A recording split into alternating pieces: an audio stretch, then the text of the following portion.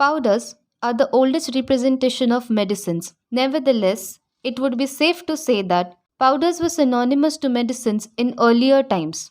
Powders today might seem conventional before sophisticated dosage forms and a little inconvenient in some conditions, but still they have credential advantages over other dosage forms and can never be completely replaced or ignored. Because for some other dosage forms like tablets and capsules, powders play pivotal role in their formulation.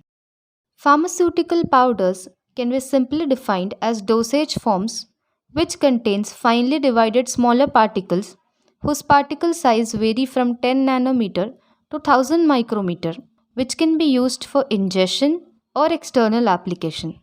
Besides pharmaceutical industry, powders have various other applications in food industry, cosmetics, and chemical industry. Therefore, powders prove to be one of the most important discoveries in science.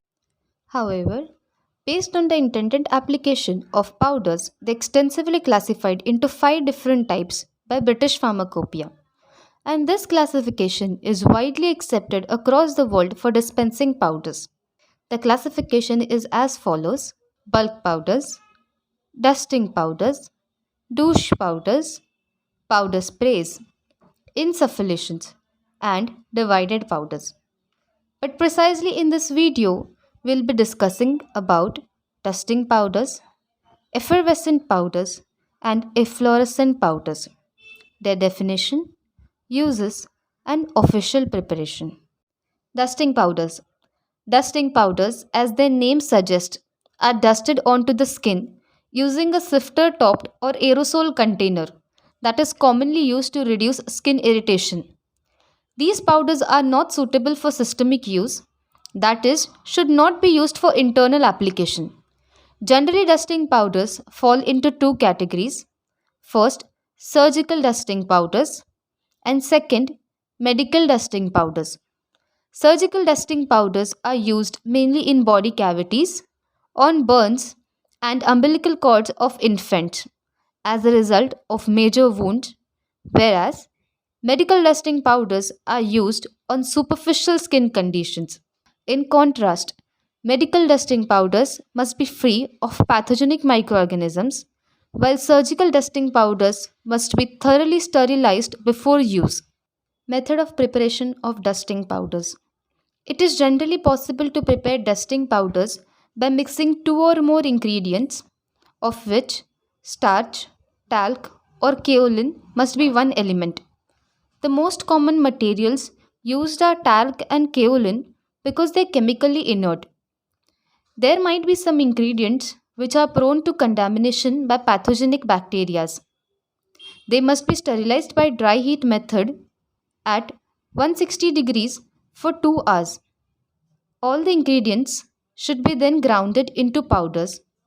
The components talc, starch, zinc oxide, and salicylic acid should be weighed out. Combine them in ascending order of their weights, and after mixing them, pass the powder through a number 85 sieve. Sift again after mixing lightly. To protect powders from atmospheric contamination, transfer it into sifter top containers. Among their many uses, dusting powders serve as antiseptics, astringents, absorbents, antiperspirants, and antipyretic.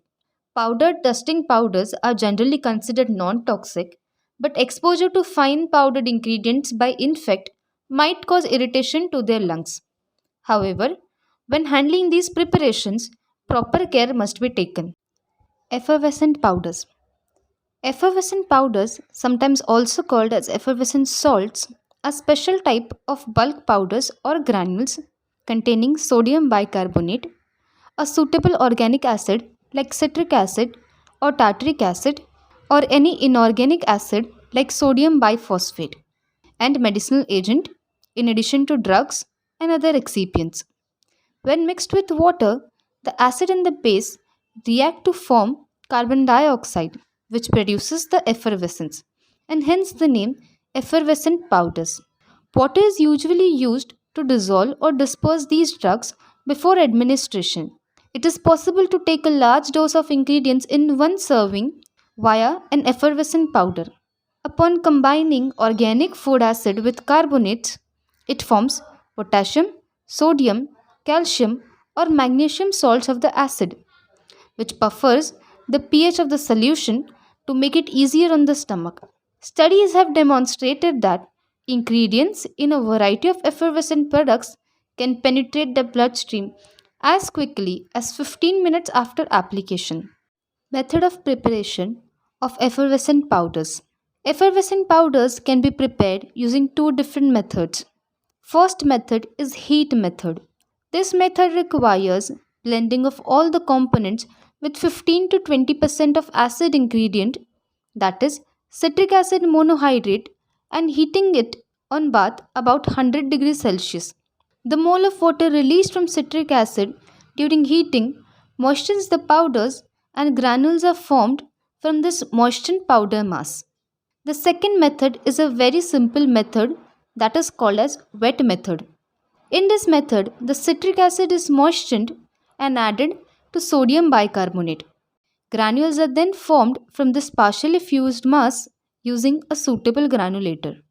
Now that we know that effervescent powders, when put to use, release carbon dioxide, this property of effervescent powders make them advantageous in many situations, which include effervescent powders mask the unpleasant taste of many drugs.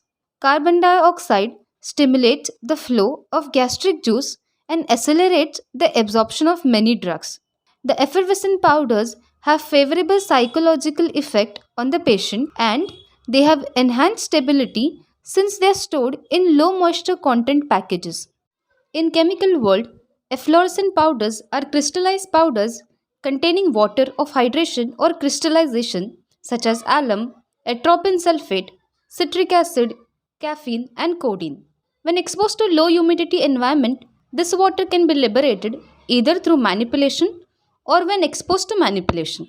Powders will become pasty and sticky if this happens or may even liquefy. In an anhydrous salt form of the drug, it is also possible to use a bulky powder when mixing the powders as well as a light, non-compacting method for drying it. Due to loss of water, the hydrated salt becomes powdery as it loses these water molecules. This will eventually cause the salt to solidify. A given weight of resulting powder therefore no longer contains the same amount of the drug.